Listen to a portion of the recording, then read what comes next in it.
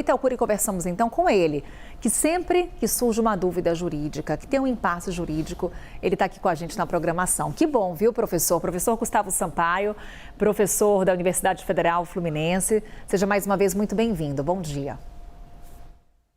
Bom dia a você também, Carol, Theo. Bom dia a todos na CNN Brasil.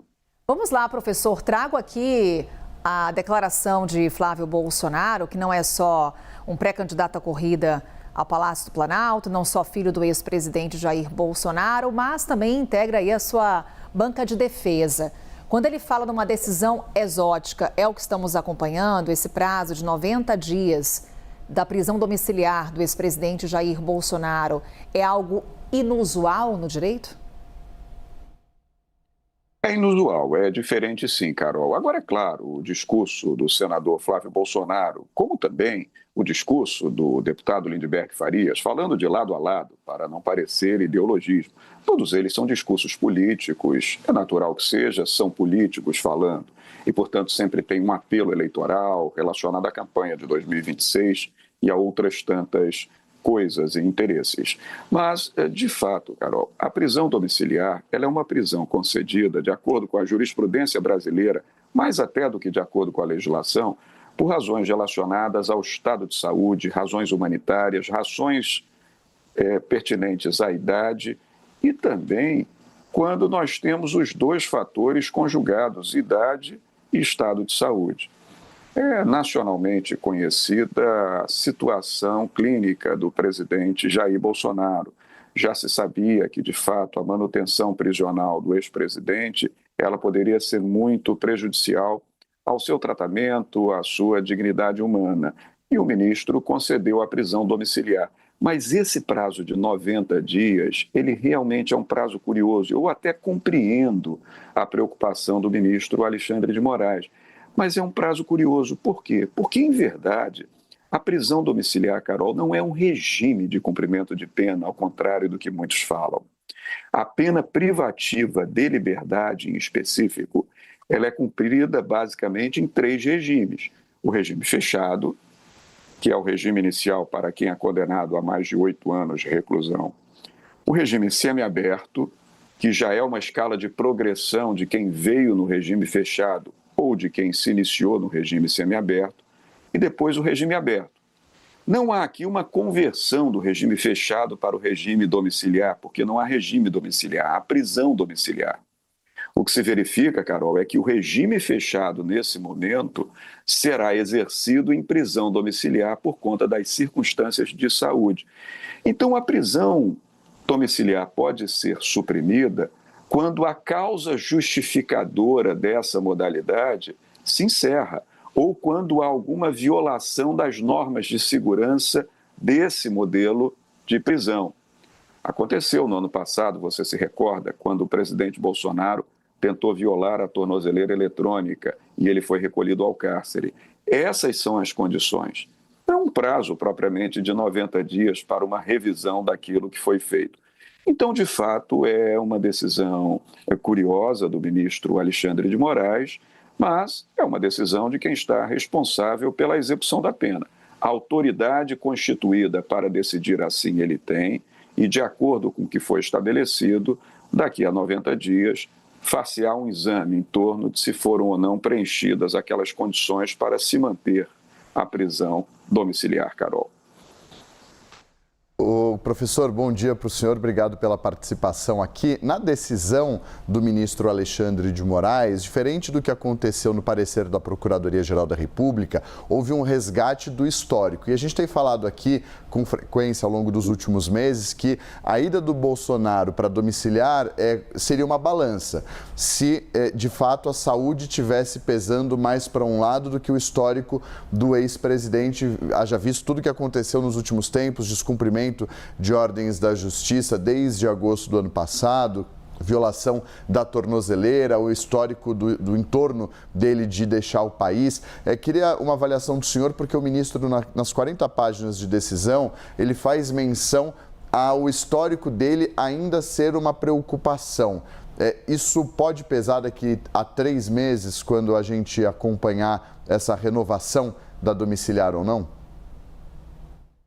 Isso pode pesar sim, Theo, embora, claro, do ponto de vista da legitimidade da prisão domiciliar, o que há de pesar mais é a situação de saúde do ex-presidente. Isso é que é determinante, associando-se à idade.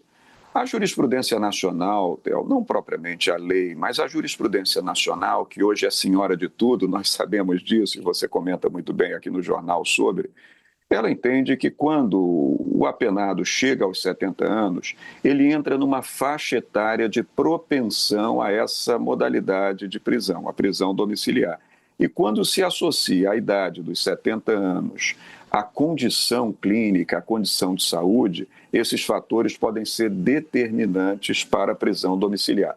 Eu vou citar, Theo, recuperando o caso da ação penal 2668, que foi a ação penal que levou o presidente Bolsonaro a mais de 27 anos de condenação à reclusão e detenção. Lembro você do caso do general Augusto Heleno, que já está aí beirando os 80 anos e tem comorbidades.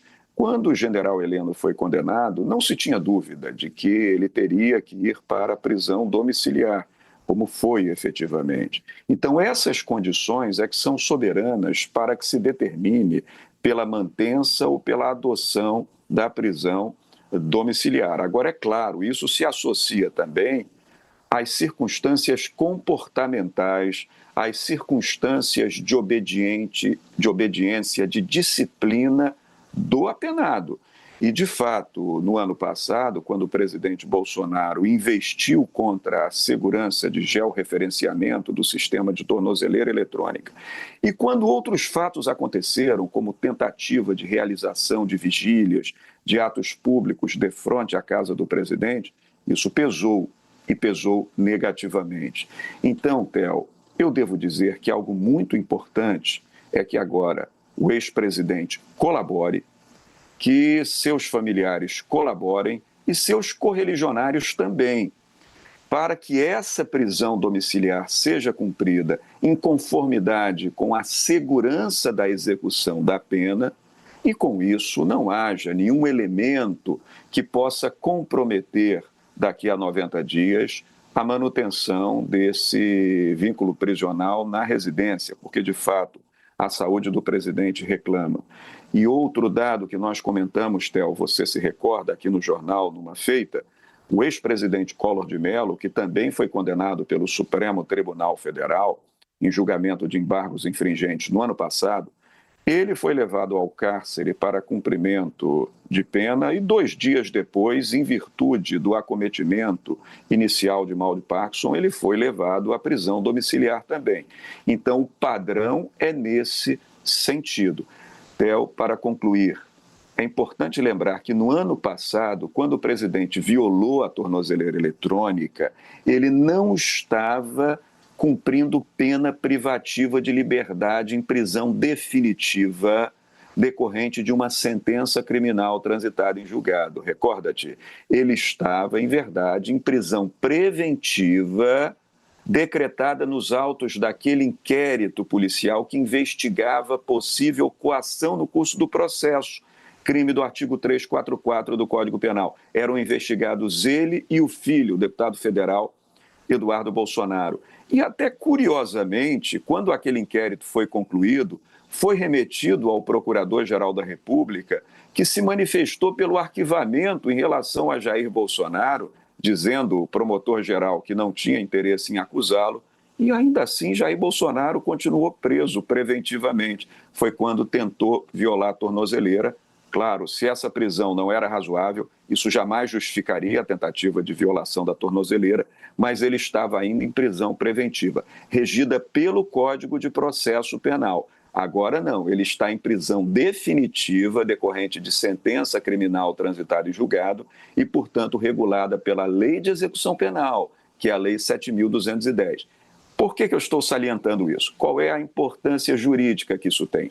É que, como ele está em execução penal, quem cuida dessa execução é o órgão judicial responsável, que no caso é a primeira turma do Supremo Tribunal Federal.